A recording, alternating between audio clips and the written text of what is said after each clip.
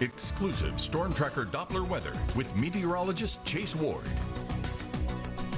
We are tracking a lot of shower thunderstorms kind of crossing over the ArkLaMiss now. We got a frontal boundary stretched over our area, and these storms have been producing some frequent lightning and some heavy rainfall rates, especially coming out of Franklin Parish now into Madison and Tensall, and another strong storm kind of pushing into southern parts of Catahoula Parish.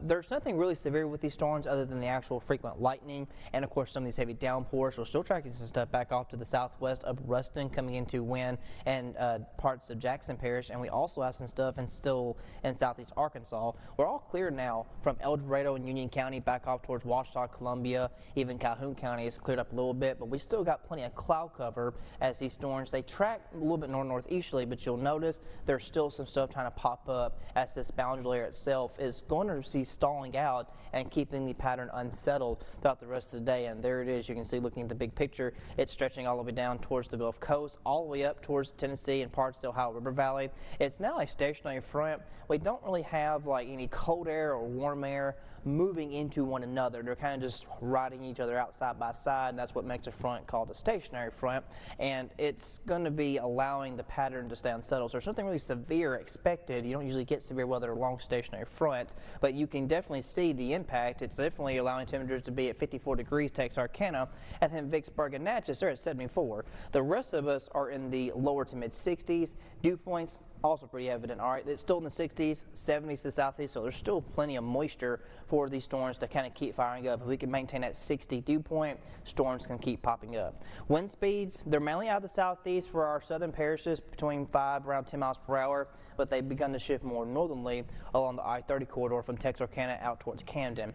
Bus stop forecast, make sure the kids have the umbrella and rain jacket, and be careful heading on the roadways. We'll continue to see this stuff still lingering around for this afternoon, and our temperatures, they'll be topping off in the mid-70s, and we'll kind of keep that trend up as we go into the weekend. By Tuesday next week, temperatures hitting right there around 80, and then another system arriving by Wednesday, knocking us back down to the mid-70s.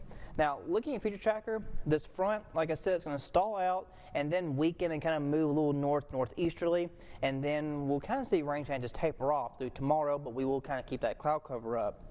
Then as we go into Friday into Saturday, we have another rainmaker that's going to be brewing, a low pressure center with a front that will move across the Great Plains and then into the ArkLaMiss. Now, which this will also be having an impact on Hurricane Rafael, which is now currently brewing in the Western Caribbean and will be entering the Gulf by the start of the weekend. So finishing out today, more stuff still popping up near that boundary layer. Wednesday suddenly for our southern parishes, and they'll be northerly for our northern counties in Arkansas.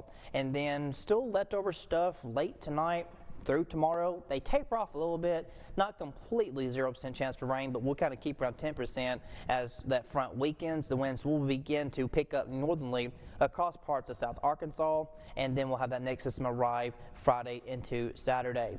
Now, looking at Hurricane Rafael, it's in the Western Caribbean, approaching Western Cuba. It has max winds increased to 100 miles per hour, now a Category 2 storm.